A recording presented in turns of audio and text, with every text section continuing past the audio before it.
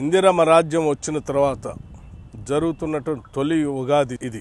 ఈ క్రోధినామ సంవత్సర ఉగాది శుభ సందర్భంగా ప్రపంచవ్యాప్తంగా ఉన్నటువంటి తెలుగు ప్రజలందరికీ కూడా నా హృదయపూర్వకమైనటువంటి అభినందనలు తెలియజేస్తూ ఉన్నాను, శుభాకాంక్షలు కూడా తెలియజేస్తూ ఉన్నాను.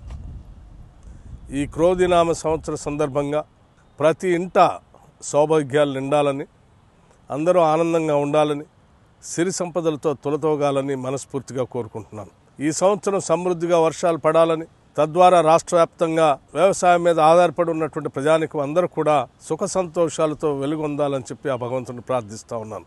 మరొక్కసారి తెలుగు ప్రజలందరికీ ఈ క్రోధినామ సంవత్సర సందర్భంగా మీ అందరికీ నా హృదయపూర్వకమైనటువంటి అభినందనలు తెలియజేయటమే కాకుండా రాష్ట్ర వ్యాప్తంగా మేము ఇందిరమ్మ రాజ్యం తరఫున ఇచ్చినటువంటి గ్యారంటీలన్నింటినీ కూడా అమలు చేస్తున్నటువంటి సందర్భంలో లబ్ధిదారులకి, అట్లాగే ఈ ప్రభుత్వం ద్వారా సకల సంతోషాలతో స్వతంత్రంగా బతుకుతున్నటువంటి అందరికి కూడా నా హృదయపూర్వకమైనటువంటి అభినందనలు, కృతజ్ఞతలు తెలియజేస్తూ ఉన్నాను.